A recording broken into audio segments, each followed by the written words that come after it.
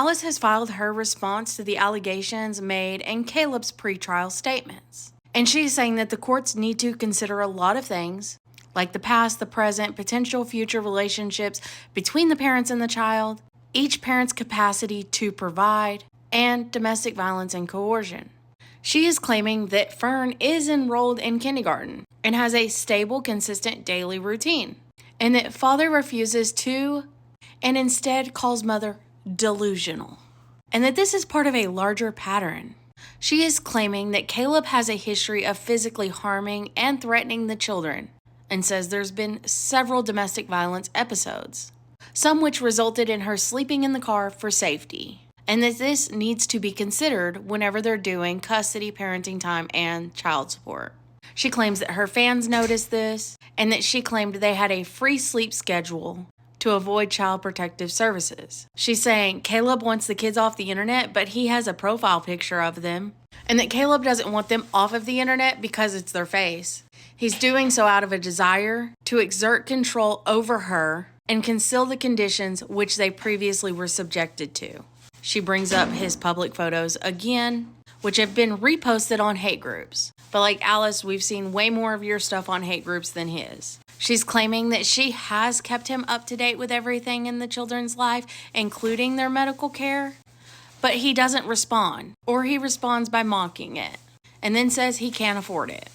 Or he responds with the thumbs up emoji. She says that the kids have benefited from his reduced involvement and claims that he sent a text message saying that his home is unsuitable for the children and that they prefer mom's house, and that this needs to be considered, as well as his history of child abuse, neglect, anger issues, unstable mental health conditions, and threats to the children's life, despite the fact that throughout all of this, she's not provided any proof of that. And that if she becomes homeless, she will go to a domestic violence shelter, or that the kids would go to foster care. And she's claiming that she has tried to do voice and video calls with him, but that he's rejected it. She's now making claims that he's on some kind of mental health medicine. And she's saying that his parenting plan is just unreasonable because she would only have them Monday through Friday, which would mean that she has the day-to-day responsibilities, including picking up and dropping off from school, medical appointments, and childcare coordination. And that the only time she would have with her kids are when they're asleep. Saying that his proposal gives him high reward and low responsibility and leaves the full burden on her. So basically she's saying he should have them more, in my opinion.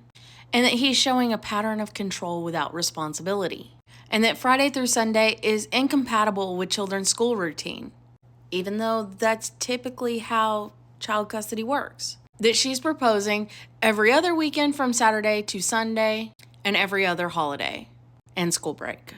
And that she does not agree with joint legal custody because it's unreasonable. That he wants maximum control with minimal involvement. That she found childcare at $2,500 a month. Dad said it was too expensive, so she went and found one that was $850 a month, but it was unsafe, so she had to immediately withdraw her children. And now they're in childcare that costs $2,143 a month. And that Caleb's trying to cheap out because he earns $74.74 a month, which makes no sense because he's been paying $2,500 a month in child support plus the mortgage. I wouldn't call that cheaping out. And that $283 a month is not reasonable. And here's something I can disprove. She's saying that she funded a significant part of their marital assets. That she got Caleb his car, and that she put $27,000 down on the marital home. However, you can see here from actual documents, the down payment was only $11,500. Here's the full thing if you just want to see it. And that she has bought almost all the groceries for the children, when actually food stamps has done that. She's bought all their toys, which we know most of them she got online for free. She paid all moving expenses and bought all the marital furniture. But remember, the couch and the table were brand deals. And she goes on to say that all of this is his way of controlling things. She's trying to say that he paid the mortgage, but that he did so using the child support that belonged to mother, even though his attorneys have submitted documents from his bank account proving this wrong, and that the house is underwater. She's saying that he failed to appear for a visit in 2023, and because of that, they made a new schedule, and he engaged in non-work related activities such as playing video games whenever he wasn't at work or having the kids, which isn't illegal. And father's family has refused to be involved.